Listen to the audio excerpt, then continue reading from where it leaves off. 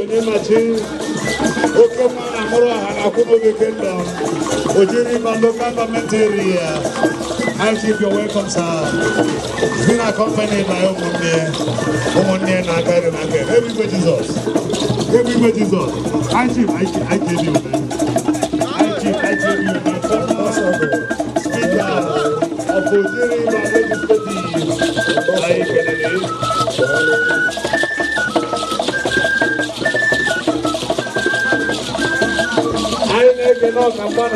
Kingdom.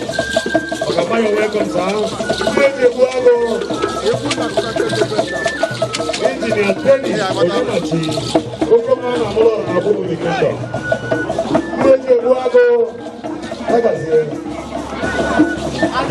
Oh, yeah, God, I don't want all four of us here. I'm another dog. Oh, God, yeah.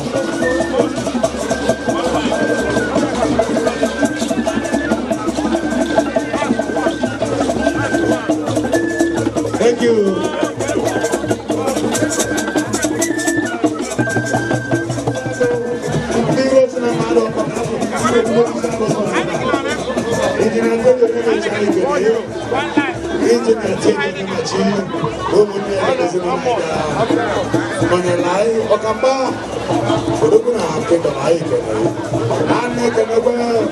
The former vice chairman of Agodi local committee. Right on the Lego Messi. You're welcome, sir.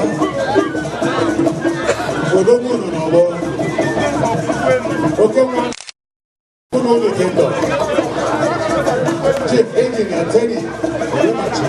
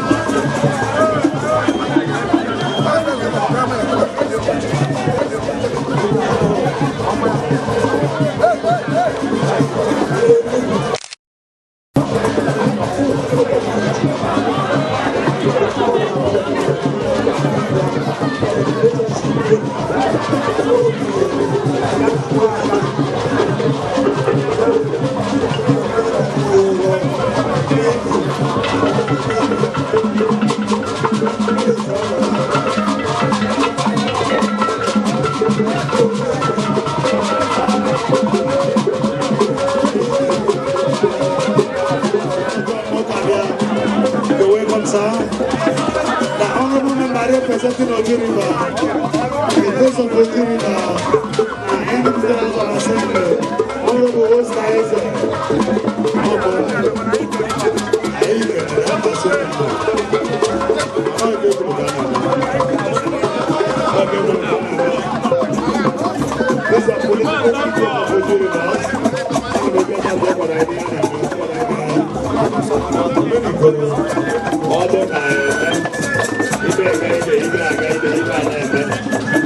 I recognize the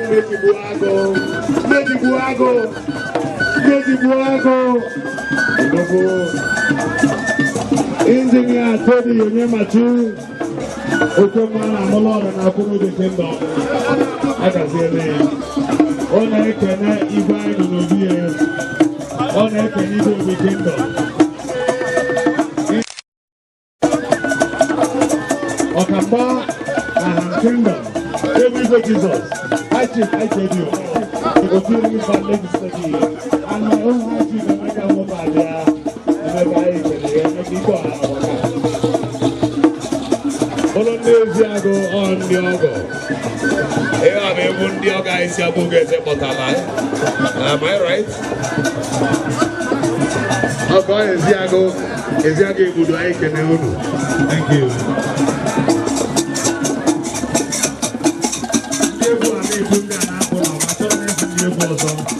It goes some by some, the man. It goes some by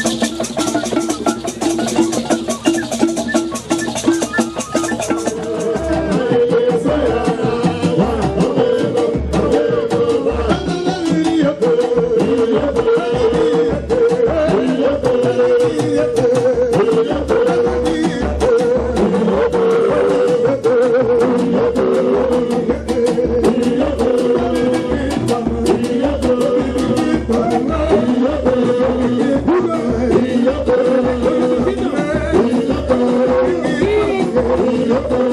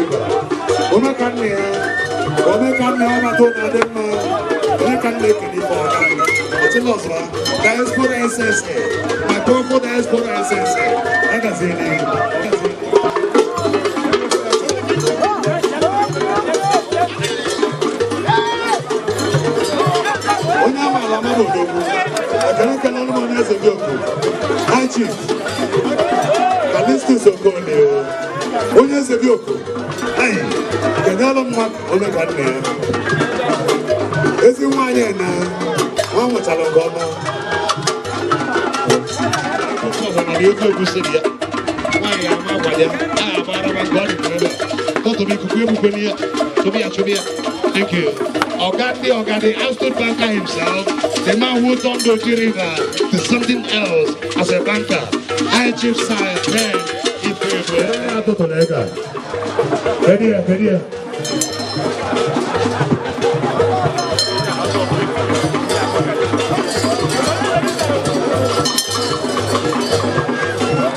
Only time we have that number. Only many people. Ogo on our go on a suit to make table on our company every the same like our Thank you. I humbly request the presence of Onyemachi. The service of was in the water. Thank you.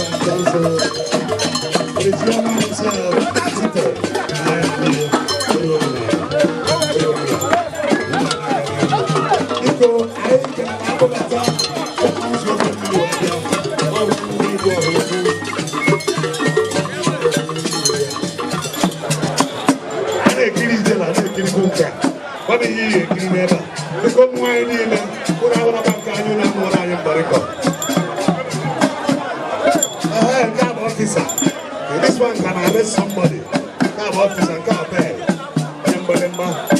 Thank you.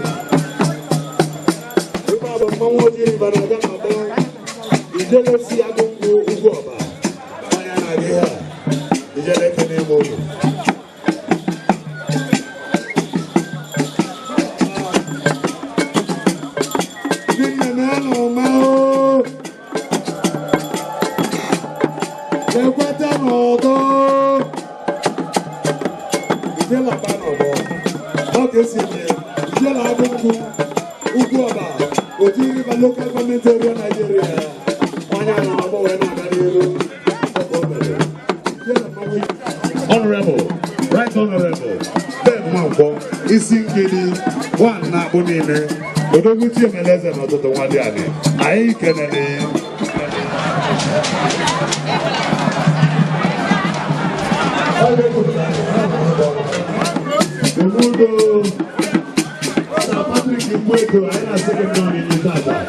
you're welcome, sir.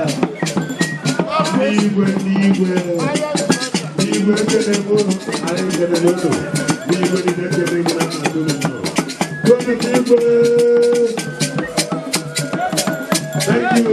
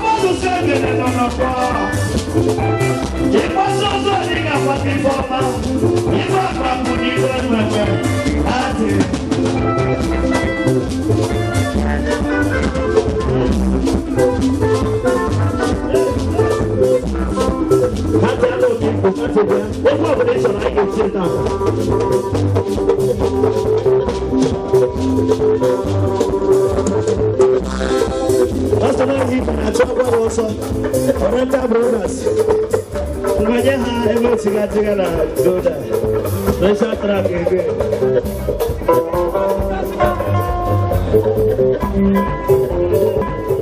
Good.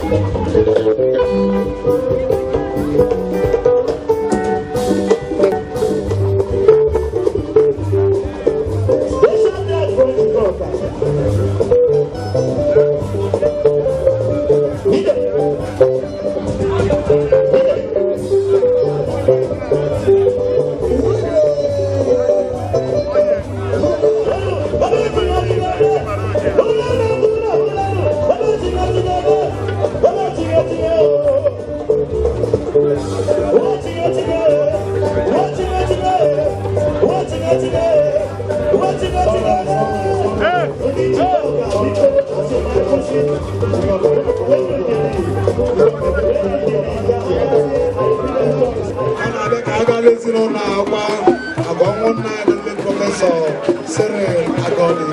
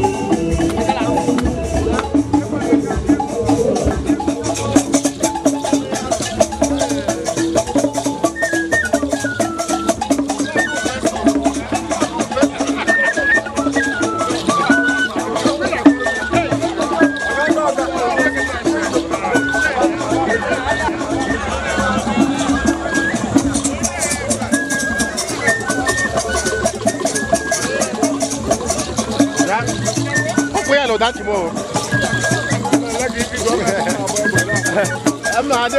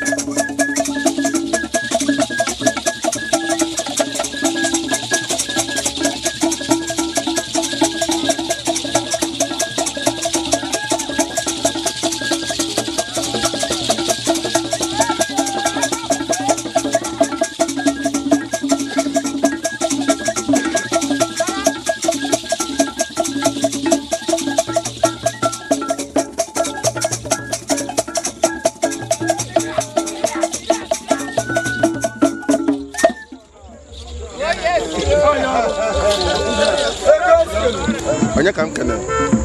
Jina Teddy Onyemachi. Aga deg na mma. Yes.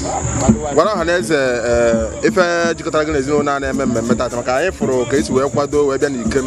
Okay. Onwumechili as a family kpakọtara m as a small boy.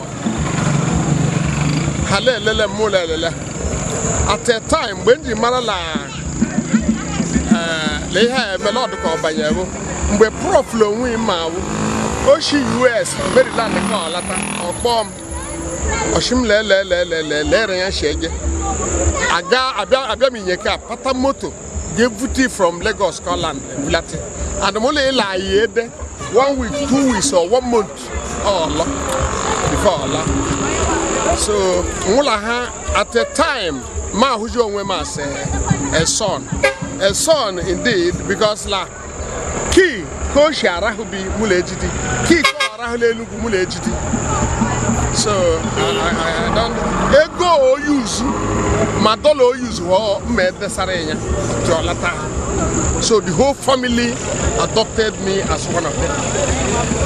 Ekele ngio. Oh damn. Onya bu lobo obiri ndi ofuma. Yesterday no go afro ngisi nsi nwanne onya na aban. Mo onya ina iwara mbo we make sure na ino. We na sinisi ka me na asi de ka iji no ga adị gị na mma o. We na sanji ga na mkpụrụ obi anya n'ihi na many people bụ ezigbo ama n'isi a we si no obiri ndi ofuma. We na sino ga adị gị na mma. Na asị ka o nwere ihe ọzọ ị nwere ike ịgwa ọha na eze ma ọ bụ ezinụlọ ya ndị hapụrụ wee jebe ije.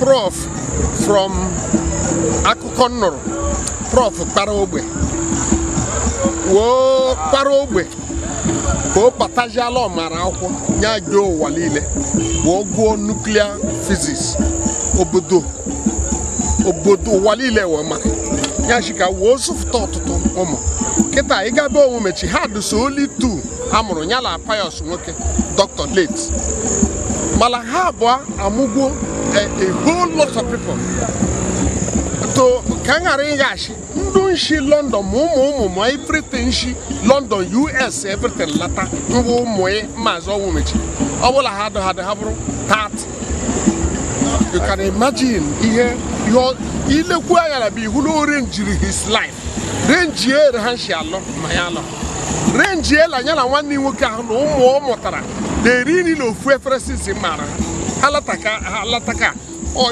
kala ga eshiri ha me ha ekewa ilekwu ayala akwamozu a ekwula ha niile la emeka ọnụ that thing ka nna asị Chineke anyị nwere ike ịmụta ụdị ha maka na onwe nwanne wa ghara ndụla emejọ beteruo ịgbaghara ala emeka ọnụ ekele m gị honorable wee na-asị ọ ga-adị gị na mma na-asị jide ka iji n'ihi na ndị Igbo onye na-eme ọfụma ka a na-asị jide ka oji wee na-asị na mmemme anyị bịa n'ezinụlọ aga dị ka a sị na aja ka e chụrụ n'ezinụlọ gị Jehova ga-esite na ya wee mepere gị ụzọ nye gị ife dị ụkọ n'ezinụlọ gị ọmụ nwoke ọmụ nwaanyị mmepe ụzọ ịfụnanya zuru ezu wee sị na ọ ga-adị gị na mma n'aha Jizọs ekele m gị Thank you.